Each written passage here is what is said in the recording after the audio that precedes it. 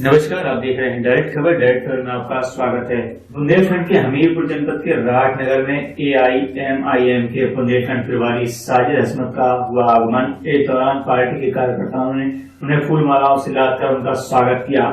नगर आगमन पर साजिद हसमत ने नगर के स्वतंत्र संग्राम सेनानियों की मूर्तियों पर पुष्प चढ़ाए, तो दूसरी ओर अम्बेडकर की प्रतिमा व स्वामी ब्रह्मानंद की समाधि पर पुष्प अर्पित कर उनका काफिला नगर में भ्रमण के लिए निकल पड़ा और दरगाह मखदूम साहब पर भी उन्होंने अकीदत के फूल पेश किए। रोड शो के बाद साजिद हसमत ने फैजिया इंटर कॉलेज में जनसभा को संबोधित किया। जनसभा के दौरान साजिद हसमत ने सपा बसपा पर निशाना साधते हुए कहा कि उत्तर प्रदेश को दोनों पार्टियों ने लूटने का काम किया है, कभी मजहब के नाम पर, कभी जातिवाद के नाम पर। वहीं बीजेपी पर निशाना साधते हुए कहा कि केंद्र की मोदी सरकार ने नोटबंदी कर पूरे देश की अर्थव्यवस्था को चौपट करके रख दिया है। सभा के अंत में जिला अध्यक्ष डॉक्टर शमीम खान ने सभी कार्यकर्ताओं और नगर के सभी समुदाय के लोगों का आभार व्यक्त किया।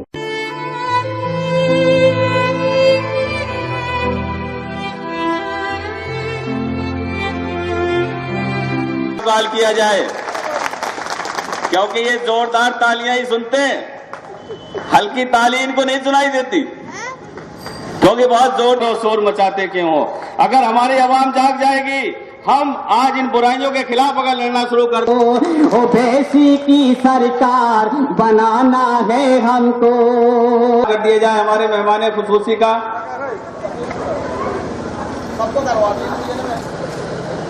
मंच पर बैठे हुए हमारे साथी, हमारे हमीरपुर जिला अध्यक्ष जनाब डॉक्टर शमीम साहब। भारतीय प्रधानमंत्री बड़ा तेज चिल्लाते हैं, सबका साथ सबका विकास। मित्रों, सबका साथ सबका विकास, क्या आपके साथ हैं वो? क्या आपका विकास हो रहा है? उनको किसी का साथ नहीं चाहिए, उनको साथ चाहिए तो अडानी का, अंबानी का, बाकी जनता जाए भाड़ में। किसी का कोई विकास नहीं चाहिए। ये है तुम्हारी कारगुजारी, सिर्फ झूठ पे काम करने वाले लोग हो तुम कहते थे सबका साथ सबका विकास, सबका विकास होगा। मैं पूछना चाहता हूं, क्या हमारे राठ के लोधी समाज का विकास हुआ? क्या राठ के लोधी समाज का कोई विकास हुआ? क्या राठ के दलित समाज का कोई विकास हुआ? क्या राठ के मुस्लिम समाज का कोई विकास हुआ? किसी का कोई विकास नहीं हुआ, कहीं कोई विकास नहीं है। सिर्फ ये नाटक है और तमाशा है, इसके अलावा कुछ नहीं है। तुम्हारा एक मिशन है, तुम असल में चल रहे हो दूसरों की रणनीतियों पर। तुम्हारे बाप बैठे हैं इजराइल में, तुम उस बाप के इशारे पर काम कर रहे हो। तुम्हारे असली बाप कहां बैठे हैं? तेल अवीव में, इजराइल में, तुम उनके इशारे पर काम कर रहे हो। तुम्हारे बाप बैठे हैं वाशिंगटन में, तुम उनके इशारे पर काम कर रहे हो। तुम इस देश का विकास कराने नहीं, इस देश का विनाश करने के लिए आए हो। मुसलमानों और दलितों को मिलाकर आज अगर इन दोनों समाज को हम एकजुट कर देते हैं, मेरे भाइयों, आधे से ज्यादा हिंदुस्तान पर इस समाज के लोग आज जीवन यापन कर रहे हैं। भारत में मुसलमान और दलित को अगर मिलाया जाए तो लगभग 60% इलाकों में इन दोनों समाज के लोग आज जीवन यापन कर रहे हैं। आप अगर उनका साथ नहीं लेंगे, उनका विकास नहीं करेंगे, तो क्या इस देश का विकास हो जाएगा? लेकिन फिर भी चिल्लाते हैं सबका साथ सबका विकास। मीडिया खरीद ली, इलेक्ट्रॉनिक मीडिया खरीदे हुए हैं। मैं सबके ऊपर ब्लेम नहीं लगाना चाहता, लेकिन चंद मीडिया के लोग जो आज नरेंद्र मोदी के इशारे पर काम करके इन झूठे प्रोपेगेंडा को आगे बढ़ा रहे हैं, मैं कहना चाहता हूं कि मेरे भाई, अपने फर्ज को समझो, आपकी जिम्मेदारी है। मीडिया इस देश का एक स्तंभ है, इस देश के इस स्तंभ को कमजोर मत करो, इस देश के इस स्तंभ को मजबूत करो, इस देश के इस स्तंभ को बेचो मत, क्योंकि इसी स्तंभ से सच्चाई जनता के पास पहुंचती है। राजनीतिक फायदा उठाने के लिए, हमारे देश की भोली भाली जनता को बेवकूफ बनाने के लिए, उनको भ्रमित करने के लिए अपनी मां को किसके साथ भेजा? अपने छोटे भाई के साथ।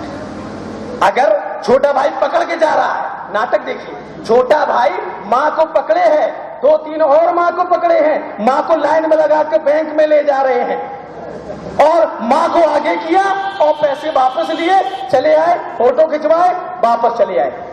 जब तुम्हें बैंक से पैसा ही लेने था, छोटे भाई को माँ के साथ भेजने था, तो माँ की क्या जरूरत थी?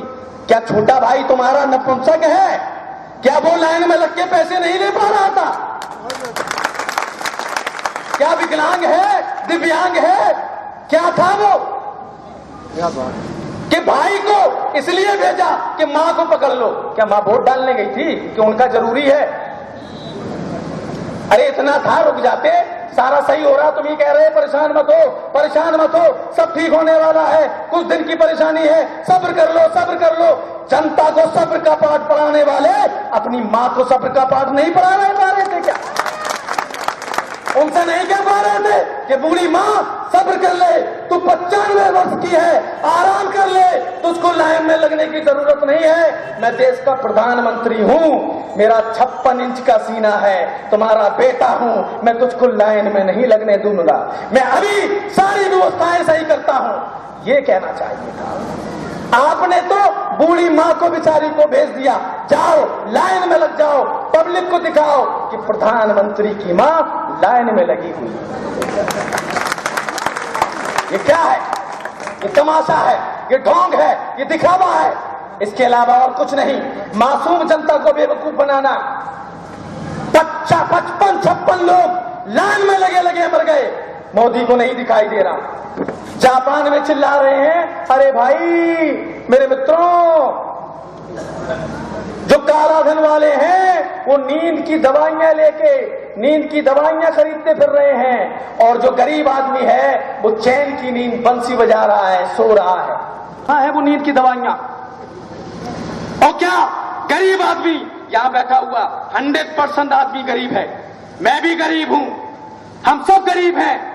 क्या आप चैन की बंसी बजा रहे थे घर में लेटे हैं? क्या सुकून में सो रहे थे? तो फिर भाई ये कितना बड़ा झूठा प्रधानमंत्री बैठ गया हमारी कुर्सियों पर। इतना बड़ा झूठ कि गरीब सो रहा है, अमीर नींद की गोलियां खा रहे हैं। हकीकत ये है, अमीर तो तुम्हारे पास फोन कर रहे हैं, मोदी जी मेरे पास इतना अरब पड़ा है, क्या होना चाहिए?